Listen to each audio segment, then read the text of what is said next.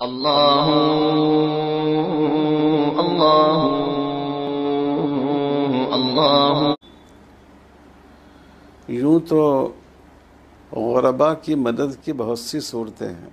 قربانی میں بھی قربانی کے گوشت کا ایک حصہ غربا میں تقسیم کیا جاتا ہے، اور بھی بہت سی صورتیں غربا کی مدد کی ہیں۔ صدقۃ الفطر میں غریب کی مدد کی جاتی ہے، زکوٰۃ کے ذریعے کی جاتی ہے، دعوت ولیمہ میں غریبوں کو مدعو کرنے کا حکم دیا گیا، عقیقہ کے ذریعے غریبوں کو شامل رکھا جاتا ہے۔ عمومی طور پر غریبوں کی اور مصیبت زدہ لوگوں کی مدد کرنے کا حکم ہے، لیکن قربانی کا مقصد صرف غریبوں کی مدد نہیں۔ قربانی کا اصل مقصد حضرت ابراہیم علیہ السلام کے اس واقعہ کو تازہ کرنا اور اللہ تعالیٰ سے اپنے عہد کی تجدید کرنا، اللہ تعالیٰ کے سامنے اپنے اس عہد کو دہرانا کہ ہم آپ کے دین کے لیے اور آپ کی رضا کے لیے ہر طرح کی قربانی دینے کو تیار ہیں۔ یہ مقصد اصل میں قربانی کا ہے، اور ظاہر ہے کہ یہ مقصد جانور کی قربانی ہی سے حاصل ہوتا ہے۔ یہ ایک علامتی عمل ہے، اور جیسا کہ میں نے ذکر کیا، اس بات کا اظہار ہے کہ ہم اللہ کے دین اور اللہ کی رضا کے لیے ہر طرح کی قربانی دینے کو تیار ہیں۔ اس وقت جو کورونا کی وجہ سے صورتحال پیدا ہو گئی ہے، اس میں مختلف گوشوں سے یہ آواز اٹھائی جا رہی ہے کہ اس سال قربانی کرنے کے بجائے لوگ وہی پیسے غریبوں، مصیبت زدہ لوگوں، فاقہ مست مزدوروں پر خرچ کر دیں۔ یہ بات مختلف حلقوں سے کہی جا رہی ہے۔ میں یہ نہیں کہتا کہ ان کی نیت میں بگاڑ ہے، وہ بقرعید کی اہمیت کو کم کر رہے ہیں، لیکن میں یہ ضرور کہوں گا کہ ان سے قربانی کے مقصد کو سمجھنے میں چوک ہو رہی ہے۔ اگر آپ غریبوں کی مدد کر دیں تو ایک معمولی سی مدد تو ہو جائے گی، لیکن جو قربانی کا مقصد ہے، حضرت ابراہیم و اسماعیل علیہ السلام کے واقعے کو تازہ کرنا، اس کا استحضار کرنا، اللہ تعالیٰ سے کے راستے میں قربانی کے عہد کی تجدید کرنا، یہ مقصد اس سے حاصل نہیں ہو سکے گا۔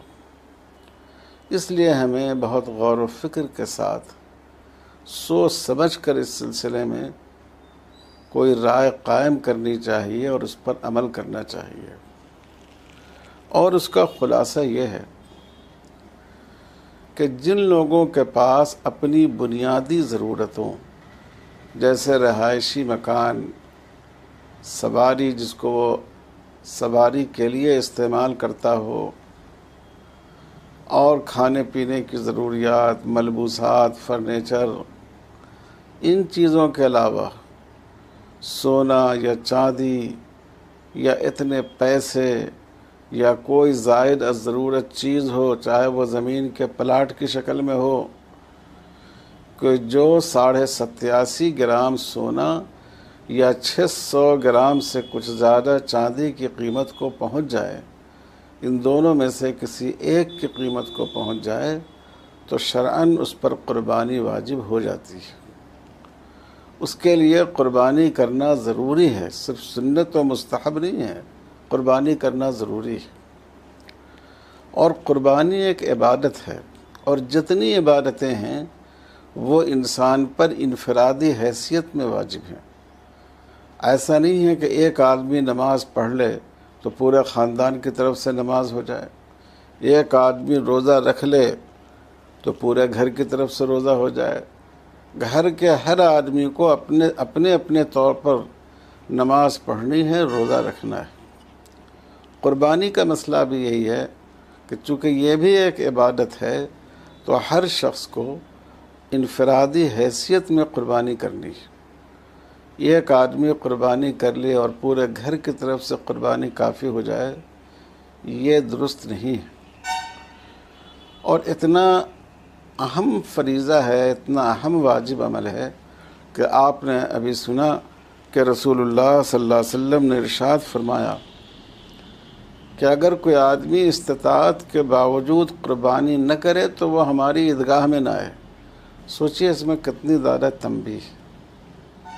اور آپ نے فضیلت یہ بیان فرمائی کہ جو قربانی کے ایام ہیں اس میں قربانی سے زیادہ کوئی عمل اللہ تعالیٰ کو محبوب نہیں ہے۔ یہ حضرت عبداللہ ابن عباس رضی اللہ تعالیٰ عنہ کی روایت۔ کوئی بھی عمل، نماز ہو اور خیرات ہو اور کوئی دوسری عبادت ہو، یہ قربانی یہ اس دن کا سب سے بہتر عمل ہے۔ تو اس لیے جن لوگوں پر قربانی واجب ہو وہ یہ نہ سمجھیں کہ پیسہ صدقہ کر دینے سے قربانی کا فرض ادا ہو جائے گا۔ اگر آپ نے قربانی میں جتنے پیسے خرچ ہوتے، باوجود اس کے کہ آپ قربانی دے سکتے تھے، مالی استطاعت بھی تھی، قانونی رکاوٹ بھی نہیں تھی، پھر بھی آپ نے قربانی نہیں دی، تو جتنا خرچ آپ کی قربانی کا ہو سکتا تھا اگر اس کا 10 گنا پیسہ بھی آپ خرچ کر دیں تو نہ قربانی کا حکم پورا ہوگا، نہ قربانی والا ثواب ملے گا، اور نہ قربانی نہ کرنے کے گناہ سے آپ بچ پائیں گے۔ اس لیے جن لوگوں پر قربانی واجب ہے ان کو پوری کوشش کرنی چاہیے کہ وہ قربانی کریں۔